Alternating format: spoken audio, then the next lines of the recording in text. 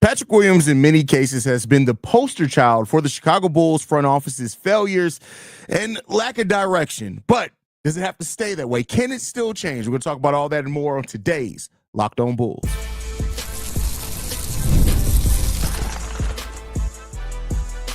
You are Locked On Bulls, your daily Chicago Bulls podcast. Part of the Locked On Podcast Network, your team every day.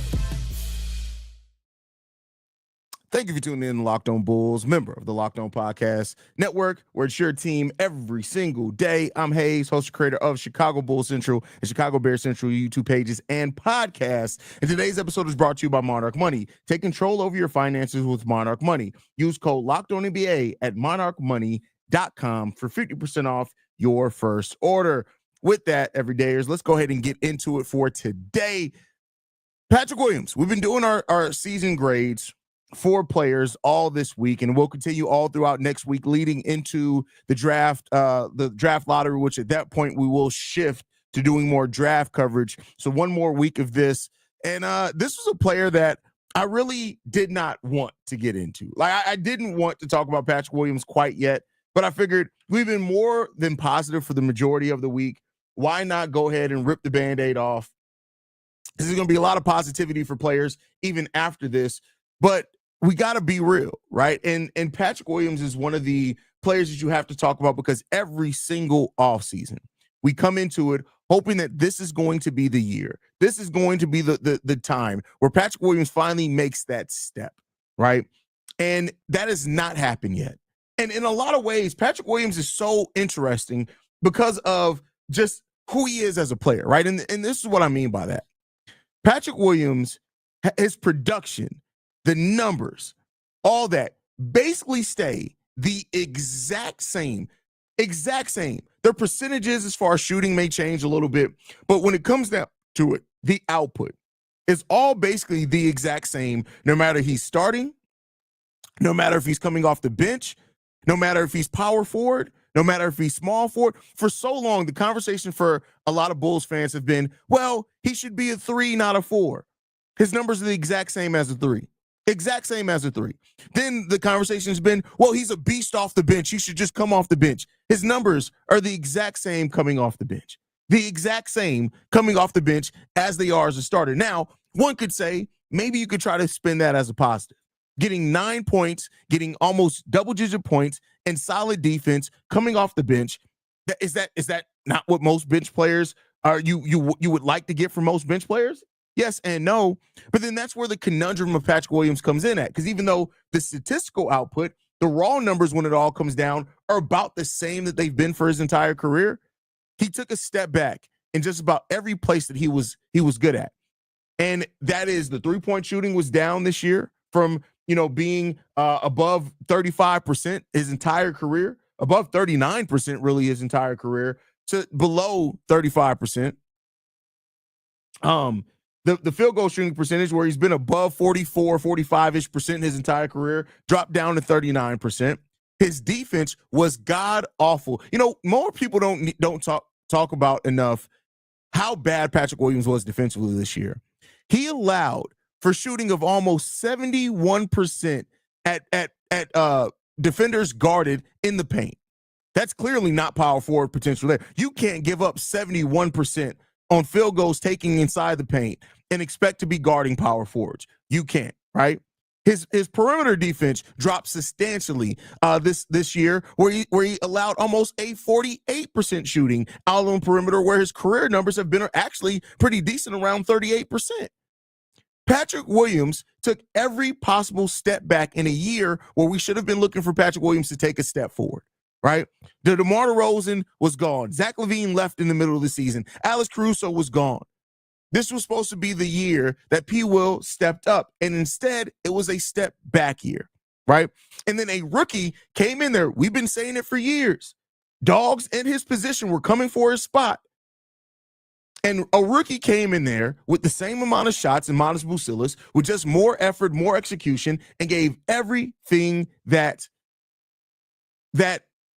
we've been wanting from P. Will.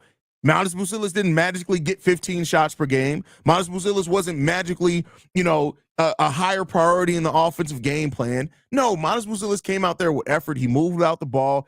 He shot the ball more confidently, and he attacked. The things that we've been asking for Patrick Williams for 4 years. When it comes down to it, P. Will is, like I said, the title of this episode you all saw. He is the poster child for every failure of the Chicago Bulls front office. They started it off.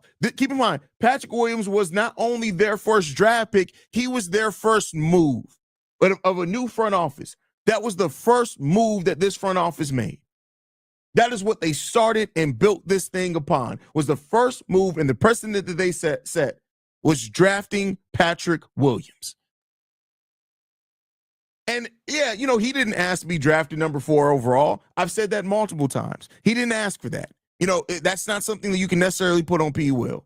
But at least continue refining what you've shown that you're good at instead of taking steps back. And so when you look at grading Patrick Williams, I can give him a flower emoji. Shout out to Flower Power. But Patrick Williams has been objectively, right? This isn't just some, picking on Patrick Williams moment or anything like that. It's been objectively bad. The Patrick Williams draft pick has been bad. Objectively bad. It's been bad, period, point blank. Then you went on and you compounded that problem by signing him to a $90 million deal. When you should have probably let him go out and find, and I can understand this from Josh Giddey fans. When people say, oh, well, the Bulls should let Josh Giddey go out and find his deal and then match it. You should have done that with Patrick Williams, because you probably would have had to only match a $10 million contract. If that. Every step, this loyalty to Patrick Williams has been a weight around the neck of the Chicago Bulls that has weighed this team down. Now, again, I'm not here to say that Patrick Williams doesn't do some things that are good, that are promising. We'll talk about that here in a second on what some things that he does do well, because it's not all bad, right? I'm never going to be that person where it's like it's either all good or all bad. No, it's too many different variances in there, and it's somewhere there's a spectrum of things, right, going on with Patrick Williams. Some of it is good. Some of it you can look at and say, okay, you're okay, you can build off that. And then you did come into the season with a foot injury. So if you're looking to give P. Will an excuse, he did come into the season with a foot injury. Maybe that really hurt his season and the progress that he could have made. But this is getting to the point now when it comes down to P. Will that it's just, what are we doing? And I honestly think that if the Bulls do, for some reason, go any position other than if they do draft a forward, if they draft a Rasheer Fleming, if they draft, I know JT Toppin's out of the draft, if they draft a Noah Essengu from France, right? If they draft one of those guys, it's done for P. Will. It's over with. It's done. P. Will is going to be a back end of the bench player with a $19 million contract. And that's it. That's going to be it. T-Bone, I disagree. He hasn't been trashed from day one. You go back and look at rookie P. Will. Rookie P. Will was actually athletic. He was active. He was attacking. He attacked the rim. There was a lot of reason to think after P. Will's rookie year that, hey, I don't know if this dude's going to turn into a star, but he can at least be a solid basketball player. So it hasn't been trashed. And again, that's what I'm not going to say. I'm not going to get into like people do that with the Bears. They do it with the Bulls. It hasn't all been bad. It hasn't been trashed since day one. But it's literally been that P. Will has just disappointed. So you're talking about a grade for P. Will. When you're talking about that, contract F as of right now. Production on the season F. You lost your starting position to a rookie F. You got moved to the bench, and for a bench player, kept up solid production. But do you want to pay $19 million for a player that's marginally good off the bench? Oh, the management's been trashed today. Oh, got you there. But the P. Will season has been madly questionable. And I know that there was injuries. I know there was missed time. All that happened over the course of this season. But when I look at this and say, I know we were all hoping for Matas to come in and play great. Make no mistake about it. Matas came in and did what he needed to do. but you lost your starting position to a rookie, and you're on the precipice of losing your bench rotation minutes to a second-round pick in Julian Phillips and Dalen Terry. And like I said, if we draft a forward in this draft, if for some reason all the centers are off the board and we get a forward, it's done for P. Will. So my season grade for P. Will is a D-. Only thing stopping him from being an F is the fact that I'm giving him a little bit of leeway because of the injury, just a little bit. That space between a D and an F is just because you came into the season with the injury, and I'm praying that that's the reason why. Now just that little bit of hope. But we're going to continue talking about, is there any hope for Passive P left for the Chicago Bulls long-term wise, and why that may be. But first, we got to get to a message from Monarch Money. Ever check your bank account and wonder, where did all my money go? Between dining out, online shopping, and entertainment, it's easy to lose track. That's where Monarch comes in. Your personal CFO, giving you full visibility and control over your finances. Monarch Money isn't just a budgeting app. It's a complete financial command center. You can track all your accounts, investments, and spending all in one place, so you stop just managing your money and start building wealth. When I started using Monarch Money, I was surprised at just how much money I was spending on my Bulls merch. Now I budget even smarter and save more. Instead of juggling multiple apps, you can use Monarch Money to check your finances, track spending, and even plan long-term goals. Managing money with your partner is smoother than ever. You can track shared and personal accounts, set goals, and stay on the same page without the stress. Take control over your finances with Monarch Money. Use code LOCKEDONNBA at monarchmoney.com for 50% off your first year. That's monarchmoney.com, code LOCKEDONNBA for half off your first year. More Locked On Bulls coming up next. All right, Bulls fans. I almost wanted to switch topics here because I didn't want it. Like, this whole episode on P. Will is mind-boggling. But we got to keep up the same energy. We don't want to just talk about season grades. We also want to talk about more the nuanced things with these players, right? So it's not fair to just say, hey, P. Will, you got a D, let's move on, right? So what is the hope left for P. Will? Me personally, the place that I'm at now with Patrick Williams, it just comes down to this. I'm no longer looking at him as the 4th overall pick. I'm no longer looking at him as a player that I hope can end up being still a starter. I'm not hoping for any of that. The place where I'm at for P. Will, and the place where I'm creating some hope at, is that he can be a productive player off the bench. I do think that P. Will has suffered from a few things, right? I do think not having a role, right? And some players need that. I will say that some players need a coach saying, hey, we're going to get you 12 shots a game regardless, right? Some players need that. P. Will may be one of those guys. Now, I do think coming off the bench could be a little bit more freeing for him. And one of the reasons why is that the Bulls' new play style, getting out in transition, getting fast, attacking the rim, all those type of things could play into the strengths of P. Will. Ayo Dosunmu's coming back, having him, Lonzo Ball off the bench, two guys that can create in transition. Lonzo can also create in the half court. Maybe that helps P. Will a little bit. Keep in mind, one of the things that we never really got to see is P. Will with Lonzo Ball. People forget that. P. Will got hurt early into the first season that we signed Lonzo Ball. By the time he came back, Lonzo was gone. So we never really got to see a lot of what a creator like Lonzo could help P. Will as somebody who can't create their own shot. So maybe there's that part of it. Again, this is a part of hope, right? So maybe there's that, right? Maybe coming into the season without an injury and having a defined role now because, hey, I hate to tell you, P. Will, you're not a starter anymore on this team. That goes to Matas Buzelis. Matas Buzelis is now your starter. He's the one that's starting at the power forward position. That's no more for P. Will. Maybe that helps him kind of understand and focus more on the things that he does well. Defense. That's really what I want to see from P. Will. P. Will shooting, cool. It is what it is. Like, it's gonna be decent. It's gonna be solid, right? He's not gonna take a lot of them, but he's gonna be able to make some 3-point shots. The defense, that's the thing. I know he took a large step back defensively this year. P. Will, when you go and look at the individual defensive numbers as far as his on-ball defense on the perimeter, in the paint, and in the mid-range, it all took a step back last year. But when you look at him every year but that, it's been actually above league average, right? P. Will has been above league average defender. I've never really called him an elite defender or a lockdown defender, but he's been able to play above average on-ball defense 4 more times than not in his career. Can he get back to that? And as a defensive player, that's what I mean, as a bench player, I just need you to do one thing really well. At the bare minimum, one thing really well. Of course, elite bench players can do multiple things really well, but we're starting from the ground up here. We're putting on training wheels with P. Will. I need you to do one thing consistently well. And the one thing that I'm hoping to see from P. Will is defense. That's what this team needs more than anything. We got scoring out the wazoo, right?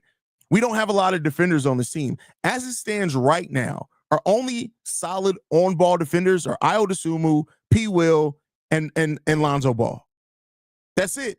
That's our best on-ball defenders that we have here. Kobe, not a good on-ball defender. Josh Giddey, not a good on-ball defender. Both those guys have shown flashes of being decent on-ball, but they're not good on-ball defenders.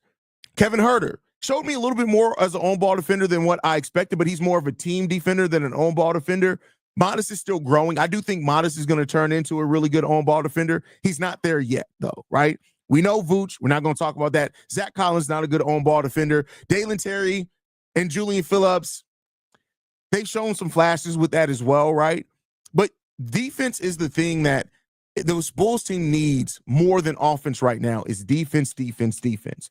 So if we're talking about things and any hope for P. Will left in that, it comes down to how good of a defender can you be?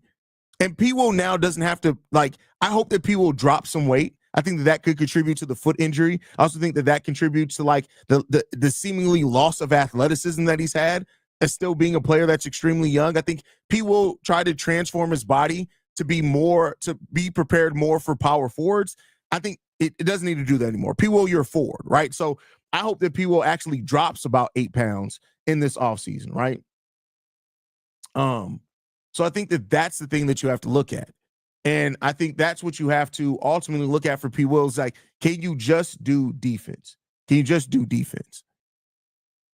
Why? I think you have to understand comprehension here. When I said it wasn't a bad contract, I mean, a $19 million contract is not a bad contract. It's not a big contract in today's. Now, P. Will has been a bad player, but the contract itself is not a bad contract.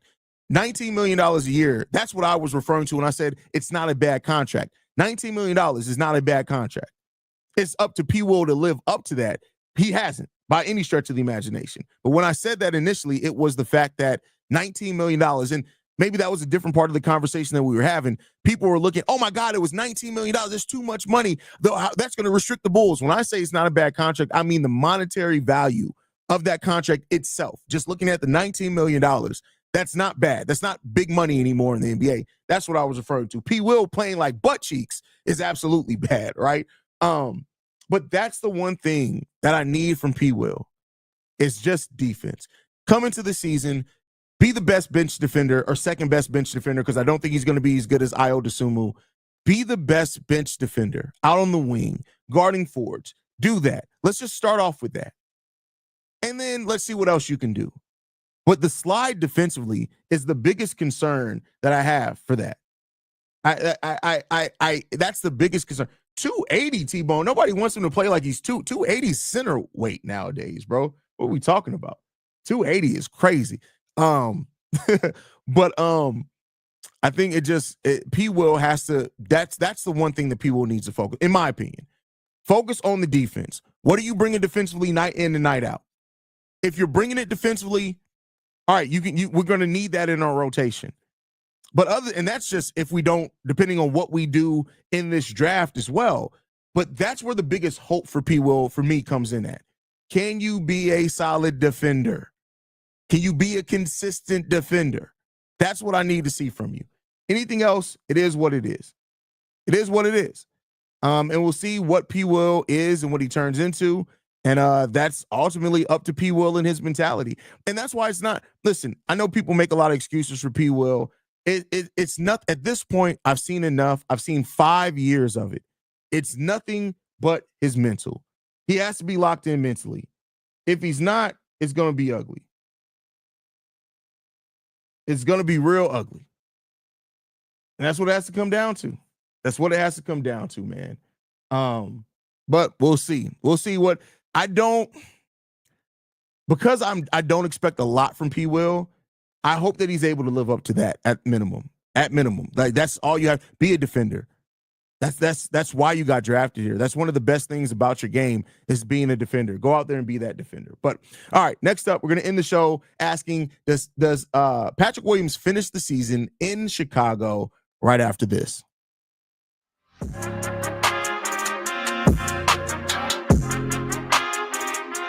All right, Bulls fans, thank you guys for tuning in to Locked on Bulls every single day. We appreciate our everydayers that support and follow this channel, man. Make sure you guys follow us at Locked on Bulls as well. But to end the show, will P. Will finish the season in Chicago? There's been a lot of Bulls fans that constantly bring up, we got to move off of P. Will. We got to move off of P. Will. Here's the thing that I'm going to ask you guys, and this is the thing that I always ask this. Why do fans assume that you can move off somebody who's not playing well?